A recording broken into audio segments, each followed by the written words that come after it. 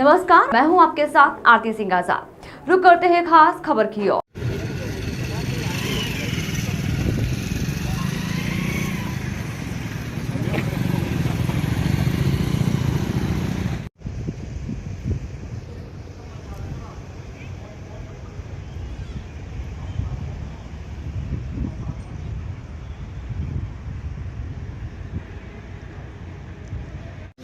अब ये वोट का ये सब बुलाना है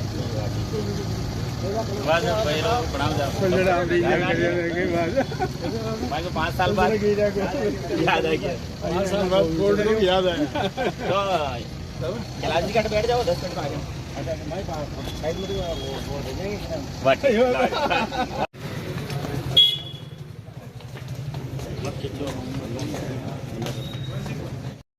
लो देखो चैम्बर में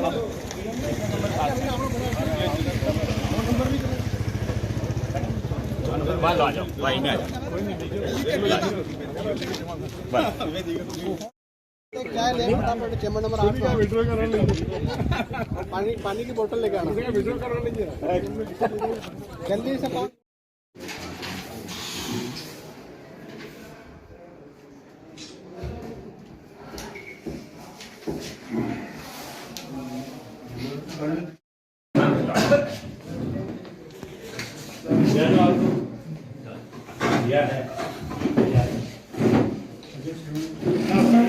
विधायक थे हमारे धर्मनाथ जी जोशी साहब, हम दोनों ने तय किया कि हम तो भारतीय जनता पार्टी के सामान्य कार्यकर्ता हैं।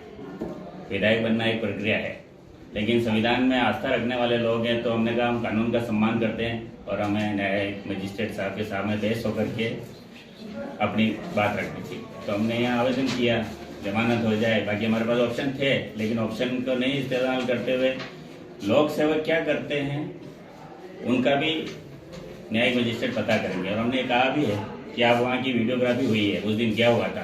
तो राजनीतिक दबाव में आकर के गलत मुकदमे दर्ज करना एक परंपरा बन गई। ये परंपरा खत्म होनी चाहिए और वास्तव में कहीं अन्याय हो रहा है तो चाहे कोई भी जनप्रतिनिधि हो, उसको बोलने का अधिकार मिलना चाहिए और वो अपनी बात रख सकता है। तो अभी हमने हमारी बात रखी। तो न्याय की जीत होने तक इस लड़ाई को लड़ेंगे या सरकार से विड्रॉल करवा लेंगे केस? देखो समय क्या कहता है। जो तो हमने जज साहब से निवेदन किया कि आप कोर्ट की जो वीडियोग्राफी है वो मंगवा कर देख के और खुद ही फैसला करें। हाँ तो ठीक, क्योंकि अंदर 50 लोग थे और इंटेंशनली 2 लोगों पर केस दर्ज किया और हमने कुछ भी नहीं कहा। बड़ी साल जी के विधायक अंदर आए और कलेक्टर ने उंगली बताया, कहा कि ये देखो वो और अंदर आ गया। हाँ तो मैंने कहा वो सम्मानित विधायक आप ऐसे कैसे बोल रही हो, और ये पुलिस का काम आप कर रही है क्या? ये तो पुलिस का काम है, पुलिस रोके उसको। तो 50 लोगों पर केस नहीं दर्ज करके हम 2 को इंटेंशनली उन्होंने केस दर्ज किया और हमको आज पेश होना पड़ा। हम तो कानून का सम्मान करने के लिए कोर्ट में आ गए आज। तो भी चलो ठीक है। फिर भी जज साहब ने कहा कि मैं उसको वीडियोग्राफी देख के, हमने उनको कहा आप खुद ही फैसला करिए। वीडियोग्राफी देख के अगर हमारा कोई अपराध उसमें हो तो आप जो उचित लगे करिए। एक छोटा सा संबंध था, हमारे भी समझ के बाहर है। ये तो तथ्य जुटाने का विषय कहाँ से क्या हुआ है। फिर भी हम तो कानून का सम्मान करने वाले लोग हैं। जैसे भाई साहब ने कहा, सुरेश जी ने कहा विधायक जरूर बन गए, मैं पूर्व विधायक जरूर बनता, सामान्य नागरिक की तरह जीने वाले आदमी हम तो, इसलिए आज भी सामान्य नागरिक की तरह जी करके और इसलिए न्यायालय का सम्मान करने के लिए कोर्ट में आए। सुरेश जी आपने एक बयान दिया मामला है, मगर समय पे कोर्ट के अंदर समन वगैरह गए थे, मगर हो सकता है कि समन तामील नहीं हुए।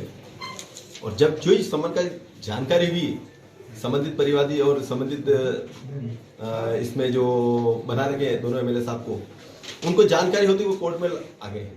जब जानकारी नहीं थी कि कोई इस तरह का कोई परिवाद हमारे विरुद्ध है, कोर्ट से जो सम्मान गया और उसकी सम्मान करते हुए उन्होंने आज सुबह आके इन्होंने पेश कर दिया। मामला क्या है पूरा, किस तरह का? ये मामला है कि जब चुनाव के वक्त फॉर्म भरने जा रहे थे, उस फॉर्म भरने जाने के वक्त में कि पुलिस प्रशासन और ने जो प्रस्तावक थे उनको रोक लिया था।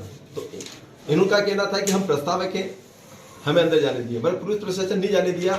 जबकि अंदर 5 जने जाने का जो प्रस्ताव, एक फार्म के साथ जो प्रस्तावक जाते वो जाते, और इनमें हमारे दोनों एमएलए साहब प्रस्तावक थे, इनको नहीं जाने दिया। इस बात पे लेकर कलेक्टर साहब से निवेदन किया, मगर प्रशासन, पुलिस प्रशासन इनको भी अनदेखी की और जबरदस्ती ये किसी दबाव में आके इस प्रकार के दोनों ही एमएलए साहब के खिलाफ परिवाद पेश किया था।